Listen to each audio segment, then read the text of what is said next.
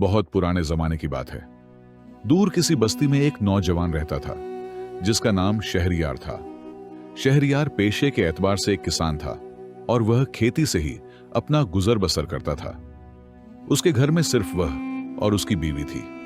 उसके मां बाप भी इस दुनिया में नहीं थे। एक दिन किसान को एक बहुत जरूरी काम से किसी दूसरे शहर जाना था। उसने सोचा कि वह अपनी बीवी को भी अपने साथ ले जाए, क्योंकि इस गांव में उसका कोई भी रिश्तेदार नहीं था। वह अपनी बीवी को तन्हा अपने घर में नहीं छोड़ सकता था, इसलिए उसने जरूरत का सामान लिया और उसके पास जितने भी पैसे थे वह भी उसने थैले में रखे और अपनी बीवी के साथ पैदल दूसरे शहर की तरफ सफर करने लगा। वह काफी दिनों तक पैदल सफर करते रहे और फिर जब वह दूसरे इलाके की सरहद से गुजरे तो रास्ते में कुछ डाकुओं ने उन पर हमला कर दिया। डाकुओं ने शहरयार और उसकी बीवी को खा जाने वाली नजरों से देखा और कहने लगे, ऐ आदमी, चुपचाप सब कुछ हमारे हवाले कर दो, वरना तुम्हारे लिए अच्छा नहीं होगा। शहरयार ने जरा भी मुजाहमत न की और उसने सब कुछ डाकुओं के हवाले कर दिया।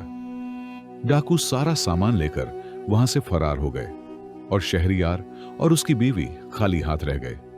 एक अजनबी शहर में दोनों की हालत बहुत खराब हो गई, क्योंकि अजनबी शहर में पैसा ही सब कुछ होता है। शहरयार अपनी बीवी को लेकर शहर की तरफ बढ़ने लगा। उसे फिक्र खाई जा रही थी कि अब वह क्या करे और कैसे करे। वह सोच रहा था कि इस अजनबी शहर में न कोई जान पहचान है और न ही कोई सहारा। चलते चलते उसे दूर एक कुटिया नजर आई। वह अपनी बीवी को लेकर उस कुटिया की तरफ चल पड़ा। जब वह वहां पहुंचा तो उसे एक सफेद दाढ़ी और साफ लिबास में मलबूस एक दरवीश नजर आया। वह दरवीश अल्लाह की इबादत में मशगूल था। शहरयार ने सोचा कि शायद यह दरवीश मेरी मुश्किल का कोई हल निकाल दे। इस ख्याल के साथ वह दरवीश के पास गया, उन्हें सलाम किया और बड़ी आजिज़ी से अपनी परेशानी बयान की। उसने कहा, ऐ अल्लाह के नेक दरवीश, हम पर बड़ी मुसीबत आ पड़ी है। हम गांव से यहां किसी जरूरी काम से आए हैं। डाकुओं ने हमें लूट लिया है। हमारे पास जितने पैसे थे उनमें से कुछ पैसे हमने उधार लिए थे और अब हम तब तक वापस नहीं जा सकते जब तक हमारे पास इतनी रकम का इंतजाम ना हो जाए, वरना लोग हमारा जीना हराम कर देंगे। अब हमारे पास कुछ भी नहीं बचा। अगर आप मेरी कोई मदद कर सकें तो बड़ी मेहरबानी होगी। दरवीश ने शहरयार की बात सुनी और उसे इस पर तरस आया। उन्होंने कहा, बेटा, अल्लाह की जात पर भरोसा रखो, वह हर मुश्किल का हल निकालता है। फिर उन्होंने शहरयार को एक पास की बस्ती में एक मालदार आदमी के पास भेज दिया, जो अक्सर बेसहारा लोगों की बढ़ चढ़कर मदद करता था। दरवीश ने कहा, इस बस्ती में एक मालदार आदमी है जिसका नाम सिकंदर है। तुम उसके पास जाओ और उसे अपनी मुश्किल बताना, वह तुम्हारी मदद जरूर करेगा। और बेटा, एक बात हमेशा याद रखना, आइंदा कभी भी अपनी बीवी को लेकर किसी ऐसे सफर पर मत चलना जो बहुत दूर दराज का हो और रास्ते में चोरों, लुटेरों और बदमाशों का खतरा भी हो, क्योंकि इज्जत से बढ़कर कोई चीज नहीं होती। दरवीश ने जब अपनी नसीहत मुकम्मल की तो शहरयार ने दरवीश का शुक्रिया अदा किया और सिकंदर के घर की तरफ चल पड़ा। जाते हुए शहरयार कुछ और ही सोचने लगा। वह सोचने लगा कि अगर मैंने ताजिर को अपनी चोरी के बारे में बताया तो वह ज्यादा से ज्यादा मेरी खाने पीने और सफर के दौरान जरूरतों के लिए कुछ पैसे दे देगा, और फिर अगर उसे कुछ पैसे मिल भी गए तो उसे वापस सफर करना पड़ेगा और यह इलाका बिल्कुल भी महफूज नहीं लग रहा। मेरे साथ मेरी जवान बीवी भी है, कहीं उसकी इज्जत को कोई खतरा न पेश आ जाए। मुझे अपनी बीवी को पहले महफूज करना चाहिए। चलते चलते वह दरवीश की बताई हुई जगह पर पहुंच गया। शहरयार अपनी बीवी को लेकर सिकंदर के पास पहुंचा और बजाय उससे थोड़ी सी मदद मांगने के और दरवीश की बात पर अमल करने के, उसने हाथ जोड़कर आजिज़ी से कहा, जनाब, मैं आपसे कुछ रकम कर्ज मांगता हूं। इस रकम से मैं कोई कारोबार करूंगा। मुझे लोगों का कर्ज देना है। मैं कारोबार करके आपका और बाकी लोगों का कर्ज चुका दूंगा। तब तक मेरी बीवी आपके घर में खादिमा के तौर पर काम करेगी। सिकंदर की बीवी फौत हो चुकी थी और उसके छोटे छोटे बच्चे भी थे। उसने शहरयार की बीवी की तरफ देखा। वह बहुत खूबसूरत औरत थी। उसे देखकर सिकंदर का दिल उस पर आ गया। उसने सोचा कि चलो, इसके बच्चों के लिए इतनी खूबसूरत औरत का बंदोबस्त हो गया। और उसके दिल में कुछ खोट भी आ चुका था, लेकिन उसने अपना खोट शहरयार के सामने जाहिर न किया। वह संजीदा होकर बैठा था। उसने शहरयार की बात को गौर से सुना और उसे कर्ज देने पर राजी हो गया। उसने शहरयार को रकम दी और कहने लगा, तुम इस रकम को जब चाहे लौटा देना और ज्यादा फिक्र करने की जरूरत नहीं। और फिर उसने उसकी बीवी को अपने घर में खादिमा के तौर पर रख लिया। शहरयार ने उस रकम से अनाज का कारोबार शुरू किया। वह गांव के किसानों से सस्ते दामों अनाज खरीदता और ऊंटों पर लादकर शहर ले जाता और शहर में महंगे दामों बेचता। अल्लाह की रहमत से उसका कारोबार खूब चला। इस तरह शहरयार ने कम वक्त में अच्छा खासा पैसा कमा लिया। वह अब किसान से ताजिर बन चुका था।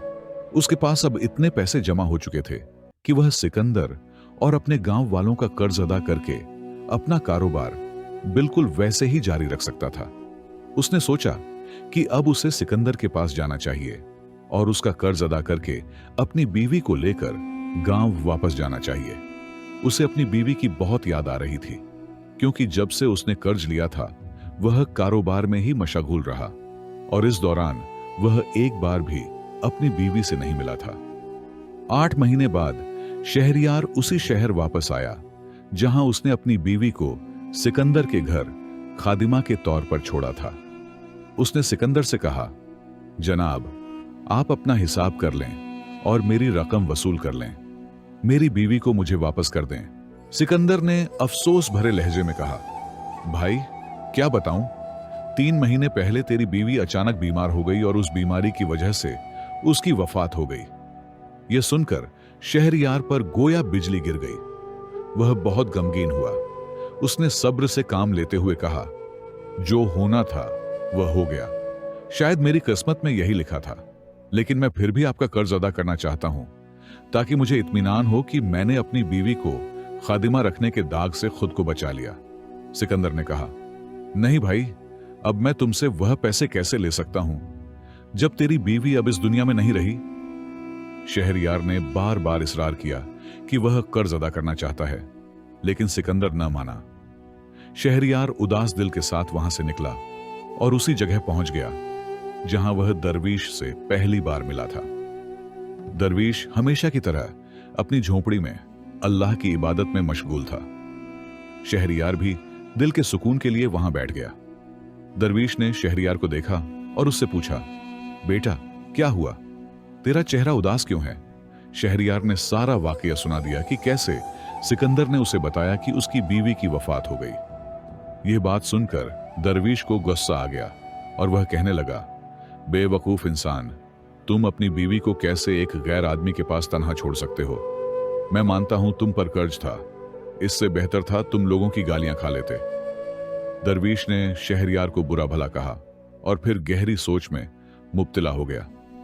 दरवीश एक साहिब बसीरत इंसान थे।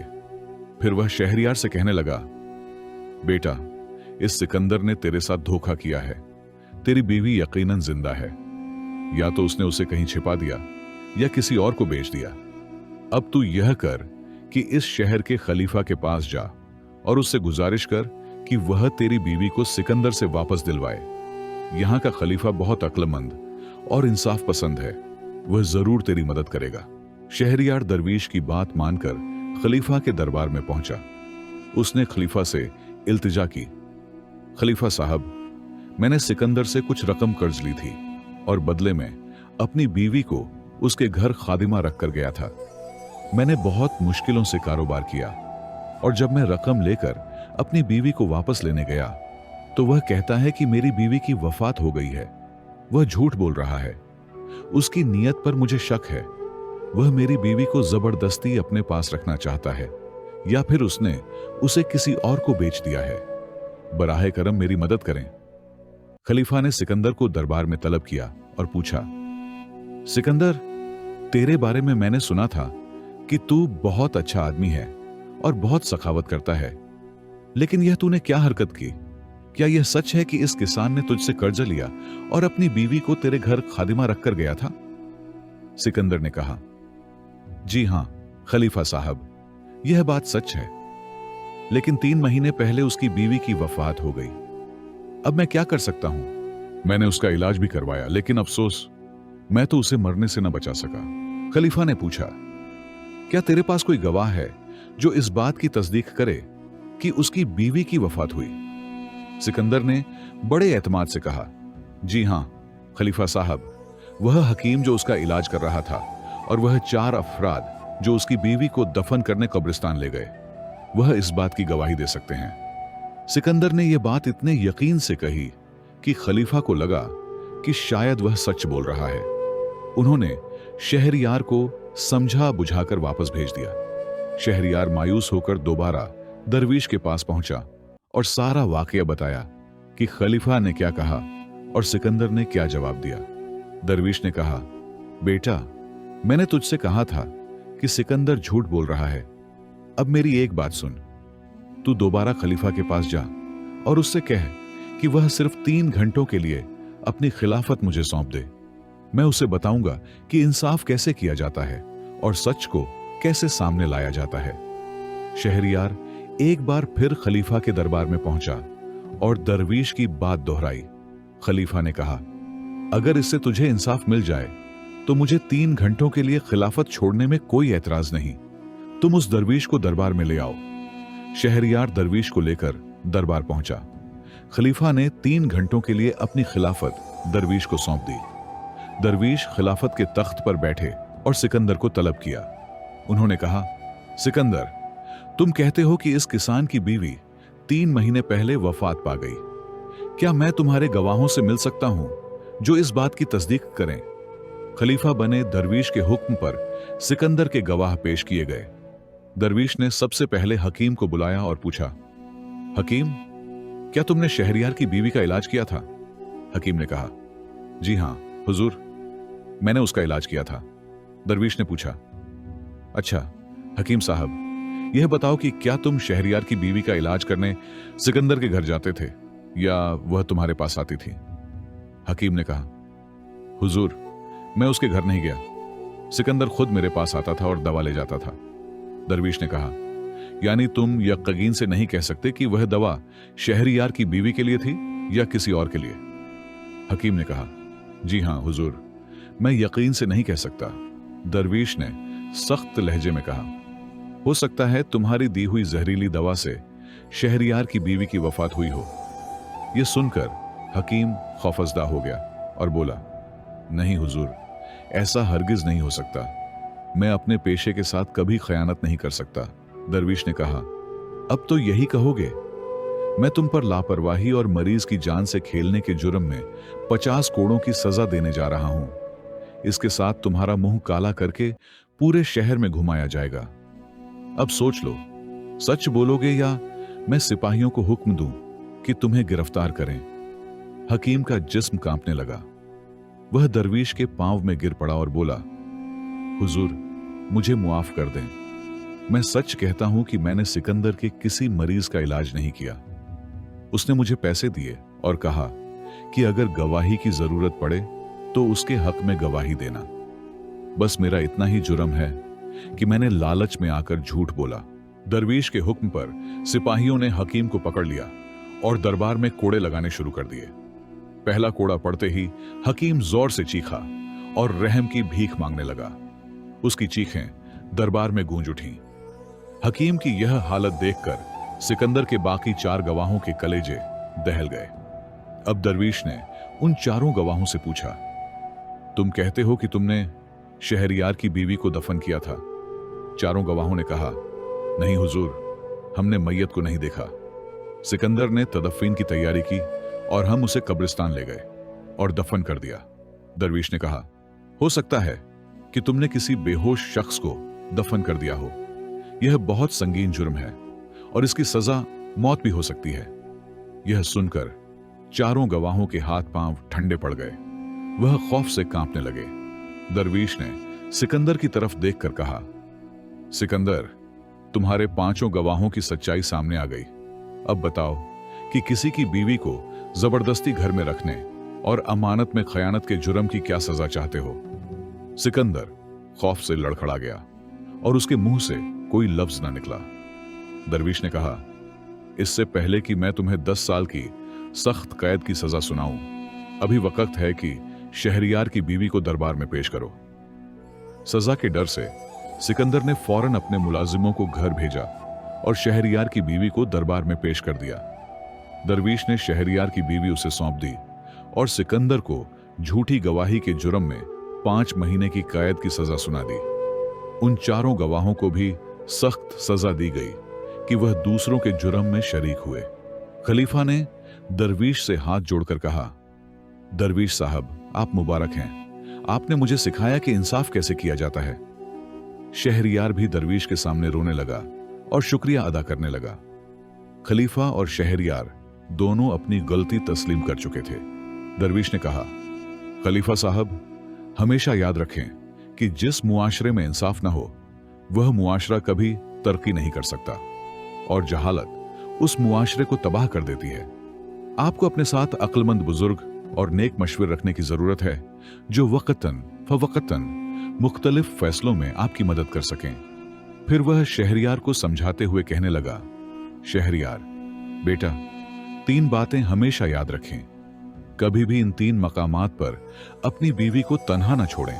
पहला मकाम, अगर आपकी बीवी बीमार हो जाए तो उसे बीमारी में कभी तन्हा न छोड़ें। जब कोई मर्द औरत से शादी करता है तो वह निकाह के वक्त वादा करता है कि हर हाल में उसका साथ देगा, उसकी खिदमत और देखभाल करें जैसे वह आपकी खिदमत करती है। यह आपका शरई फरीजा है।